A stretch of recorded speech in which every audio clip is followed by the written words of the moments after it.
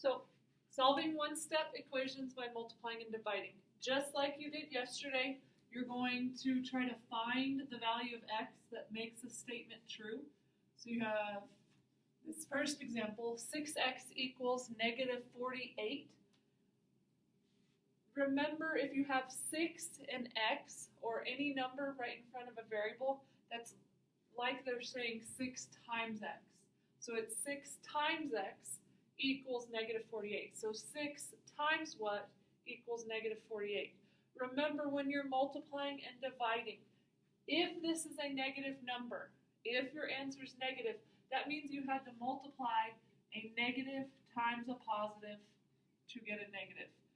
If this answer was positive, you would do negative times a negative or a positive times a positive. So don't forget, this will give you a negative answer. This one, negative times negative, gives you a positive. Positive times a positive gives you a positive. So remember those rules. Remember, if you can't do those, I'm okay with you using a calculator. I just needed to remind you of that. So if this is a negative number, we know it's going to be a positive times a negative. If this was a negative 6, the x would have to be positive. Okay? So again, when you do this, if you can't just visually see, or you can't just look at that and know what multiplies to get a negative 48, you would do the inverse operation. So the inverse of multiply is divide. So I would divide by 6 and divide by 6.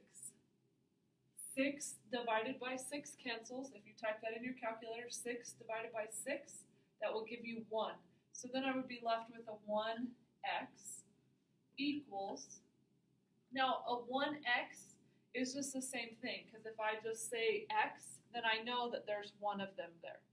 So x equals, now in order to type this in your calculator, again, you're going to hit this negative button down here. So you do negative 48 divided by 6, and you get negative 8. So the answer to this one is negative 8. Remember, you can go back and check just to make sure you did it right.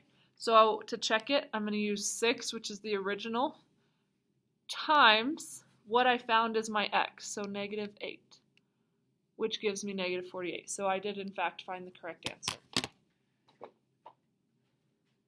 Okay, that's the first example.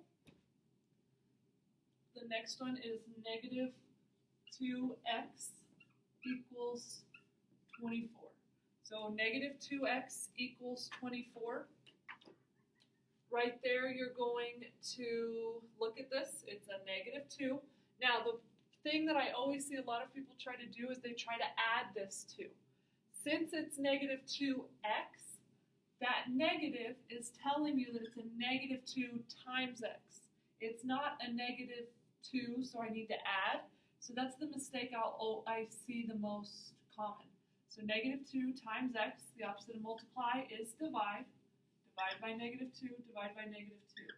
Negative 2 divided by negative 2 is 1. So it would be 1x. Again, you don't have to write that 1. Equals 24 divided by negative 2. It's a positive divided by a negative. So then you know it's a negative number. 24 divided by 2 is 12. Plug it in. A negative times a negative will give you a positive number.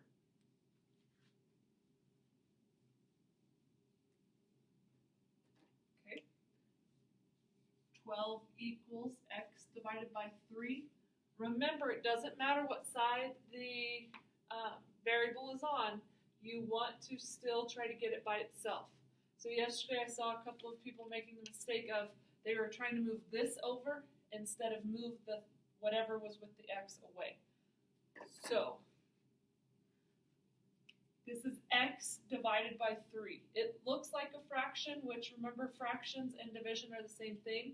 So it's x divided by 3. What is, if you have to think about it, what is the inverse of divide by 3? It's multiply. So 3 divided by 3 again will cancel. Type that in your calculator. 3 divided by 3. Oh, there we go. is 1. Okay, so multiply this side by 3. 12 times 3 is 36 equals x. 36 divided by 3, yep, that's